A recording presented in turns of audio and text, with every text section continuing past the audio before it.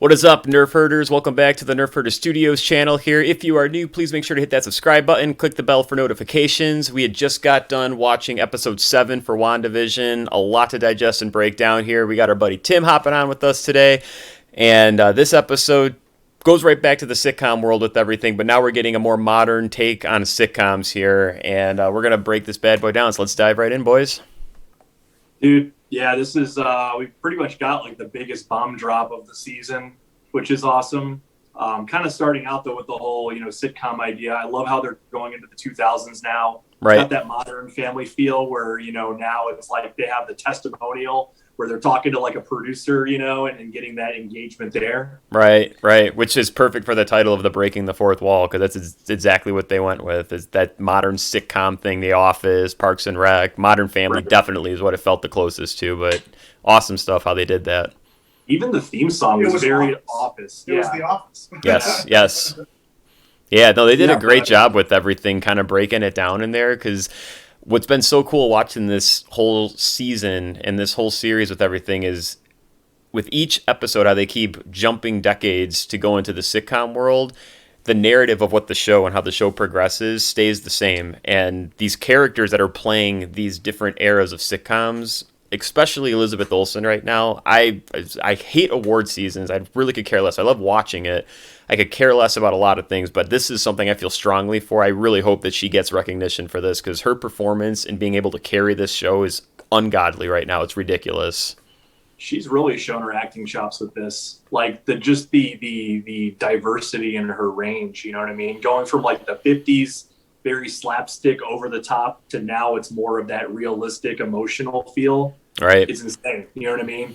And then how she's able to go between that and then when she's outside of the hex and being, that more like real Scarlet Witch character. It's so cool how she just is able to dive back and forth into it.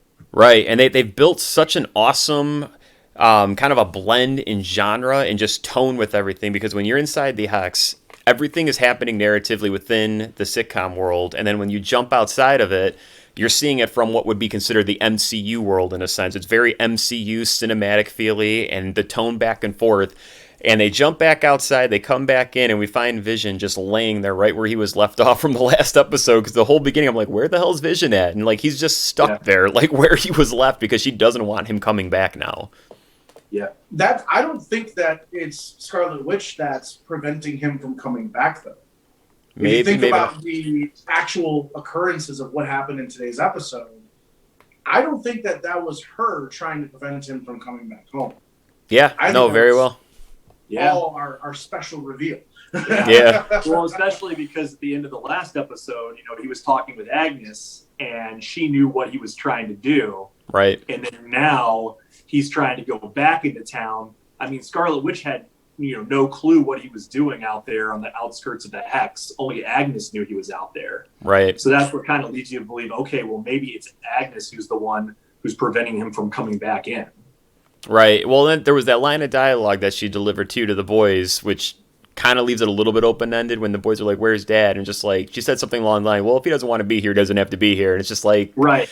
So that they still leave it enough to where you can kind of debate it a little bit there. True. Yeah. I found it really cool and intriguing too, as Vision's self-aware. He runs into Kat Dennings' character, makes her self-aware, and they still played it off within the sitcom world. Even though they're both alert with what's going on now, they were still within the sitcom. They couldn't get out of what the sitcom was. So I thought that was a really kind of a cool thing, because even though these characters know what's going on, we're still seeing them play as what their characters would be within this world. That was a really interesting thing, I thought, too. Yeah, and I'm really excited now that we're getting like Rambo showing her powers. This is setting up some really cool stuff for the future, because now essentially we have Photon. So dude, yes. How is Photon going to play into the future? You know what I mean? Now you have this rivalry between Photon and Scarlet Witch, and who knows where it's going to go from here.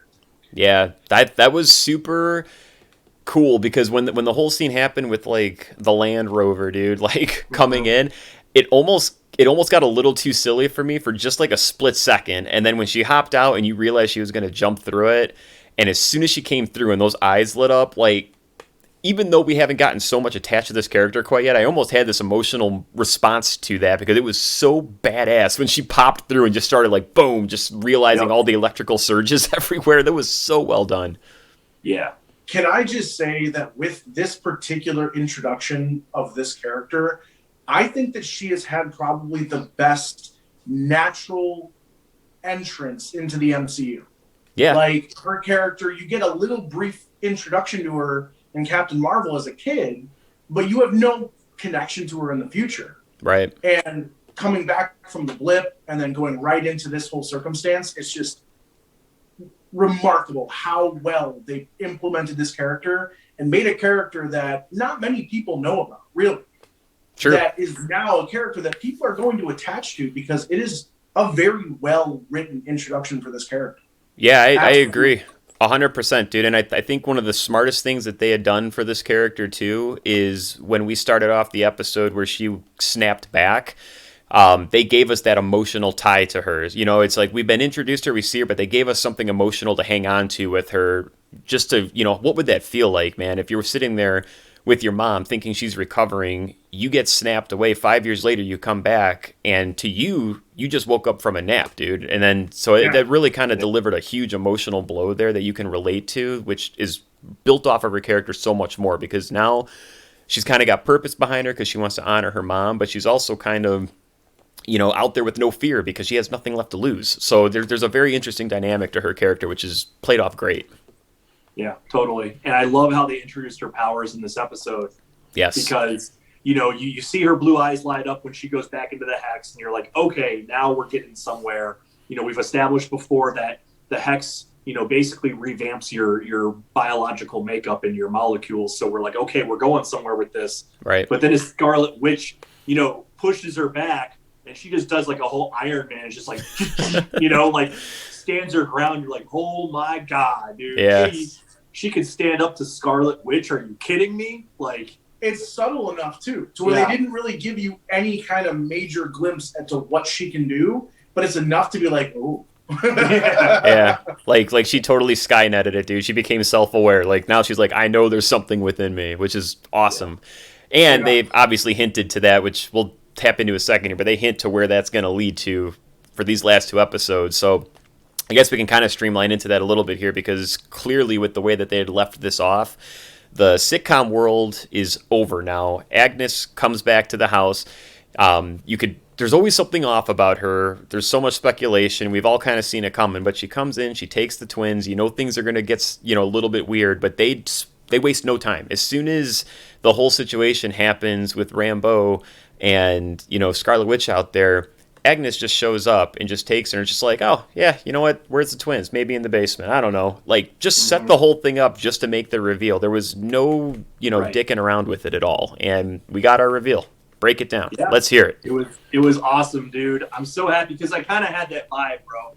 In the last episode when they were all wearing their Halloween costumes and she's wearing the witch costume, you're like, okay, this is clearly going somewhere. Like Tim just went somewhere. Yeah. Yeah. So, I mean, they definitely did a good like foreshadowing of that reveal in the previous episode, which I loved. And now it's like, okay, is Agatha like the true villain now that they've revealed her, or is someone even above her in all of this? Yeah, because I still feel there's a little bit more. There's still a little more to this. Exactly. I mean, we have what's the book called? The book that was revealed that was like locked up, the spell book. It's like the Book of Sins. Forgot the exact name of it, but I feel like that's going to be used. Maybe she needs Scarlet Witch's powers to unlock this spell book to bring about something more. You know what I mean? That's an interesting point. Okay. And then who's Ralph? We still haven't found out about Ralph. Like, is Ralph kind of this toss-away character, like the sitcom trope of just, like, characters that get discussed that you never see? Or is Ralph really more relevant and Ralph is somebody else? You know, like, there could be something way more to that. But this opens up a whole new world, man, because these last two episodes, sitcom is over at this point, dude. Like, we're going to just see Clash of the Titans, basically. Yeah. And it's going to be really intriguing where they run with this, too, because twins are missing. Vision is just getting back into the fold. Now we know it's Agatha Harkness, which has kind of been out there, which I feel like at this point, with all the speculation and all the talk this whole time, it's almost too easy to just say, well, this is it, and this is how we're going to, rest our heads. There's got to be more, I feel, that's going to unfold to that. And then you find out that Rambeau, little post-credit, just about to jump down there, and then we get Quicksilver popping back up. So much going on that's going to tie into this here. So let's talk about the Quicksilver thing, though, because now we know it's not Quicksilver, right? So what's really going on here with this character? It's interesting because in certain glimpses of the episodes that we've seen, when we see the reality of what Wanda is covering up, or what Agatha is covering up for Wanda, we see Vision in his true form with his, chunk of his head missing. And then we have Pietro in the city center with the bullet holes in him. And it looks like him as the actor who replaced, was Aaron Taylor Johnson, yeah. Aaron Taylor Johnson, yes, thank you. You see it's the new guy who he's replaced with, but it's still his body, the corpse, the bullet holes showing it. So I wonder if she could be reanimating the actual bodies just like that, or she's a witch. There's a lot of things that we don't know. And it was eating me alive. I had to look it up. The book is The Darkhold. Yeah, so The Darkhold. That okay. I was eating me alive. I had to look it up. But from Agents of S.H.I.E.L.D., where it's involved, it's about dealing with the unknown realms, even something kind of like the quantum realm, where you're just dealing with a lot of evil, really. Okay. It's just pure evil. Well, that's kind of where, and then you had that, every episode has had a pretend commercial. Right. And this one introduced the Nexus. And so the Nexus is actually essentially the multiverse. It's a way to access these different realms and dimensions. So we wonder now, okay, is this book going to be used to do that? Is this actually going to then take us to the Doctor Strange universe at that point? You know what I mean? Yeah, in some capacity. Yeah, with Pietro, though, it's hard to say. I'm almost leaning towards that Agatha is actually just altering the reality of Wanda. Obviously Pietro is dead, but somehow Wanda is under this mind control at this point, where she doesn't understand why is Pietro in the flesh at this point. You know what I mean? Right, unless if they're kind of pulling like a full 180, 360 all over the place, man, because when he shows up, and we got the cliff notes of Agatha at the end, which I thought was really cool. It's like, hey, here's Agatha's little 2-minute sitcom reel, and you just kind of see us going through where she's kind of placed and, played her cards. When you see her, basically having control of Pietro and he shows up with everything, if she's got that Nexus, or the book that could go to alternate dimensions and stuff, you almost wonder in what capacity did she maybe go and, just throwing it out there, this is the real Quicksilver. She went and pulled him out of the alternate universe because of the relationship, pulled him in, and she's got control of him. So it could be Quicksilver from the X-Men universe still, and she's just been running the show with him this whole time, and that was her way to get in and kind of muddy up the waters a little bit. So they could still run with it. That's an interesting point.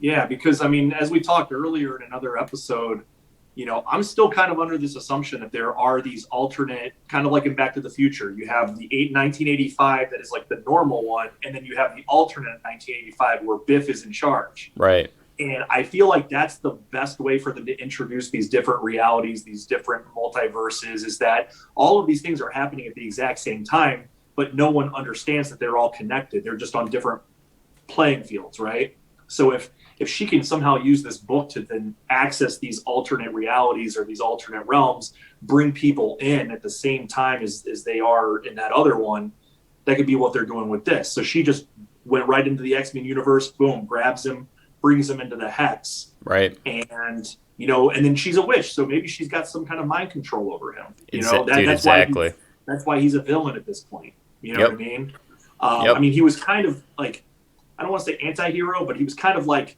a rebel in the X-Men films. You know, he's using his powers for like not the best purposes. When they eventually discover him, Right. He's like stealing shit. You know, he's robbing people.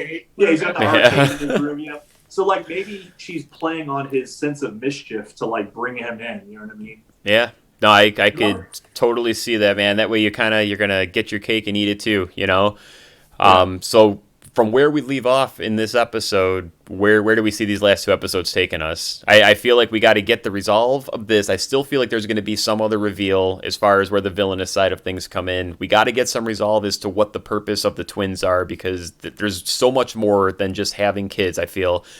And the other thing too, as you go back a couple episodes and they were talking, was it like astrophysicist? I don't know the exact term they brought up, but there's still another character that was kind of just thrown out there, just like I know this guy, I'll bring him in, or know this person, whatever, bring him in. There's going to be something popping off with that too. So where do we see these next two episodes going, and where are we going to be left off? If you don't mind me kind of going and diving into this one, there was one thing I actually was kind of curious on at the end of this episode, and especially when we start seeing the world through Photon's eyes. You see her looking at that entryway into the bottom of the house. Mm-hmm. You see a lot of the roots glowing with a purple magic, with obviously Agatha's magic. In my opinion, it actually looked like in that basement where she was going to, there was doorways or even portals. It looked like that, yeah. Yep, I noticed that. This whole concept of the character that we've been hearing about that hasn't been around could be our big bad traveling through these dimensions to the portals in her house. Agreed. And it's very ancient looking too down there. Yeah, you know what I mean? It looks very old school. It doesn't look like she decorated the basement. That looks like that's elsewhere. And when you come up those stairs, now you're in the hex. Right. And even the doorway out in the driveway is interesting. Right. But there's going to be something big that's going to happen in this next episode with another reveal, because now we know Vision's on his way. And she doesn't live far. Agatha doesn't live far from their house. So Vision's going to start walking to see right down the road. This could be possibly happening because this is all simultaneously going on. Oh, yeah. In this instance, I can see Agatha trying to manipulate Scarlet Witch to start performing work on either. If I couldn't tell if that was the Darkhold, the book looked a little different, but it definitely looked like it could be some kind of way to access this other dimension to where we could even see, Multiverse of Madness. What if she's trying to bring Dormammu through? Yeah, that'd be interesting too, dude. Yeah. There's different ways they can go about this. And the best thing I love about Marvel right now is that they're not sticking 100% to the comics. They're carving their own path out of what they have. Yeah. And we know Dormammu's not gone.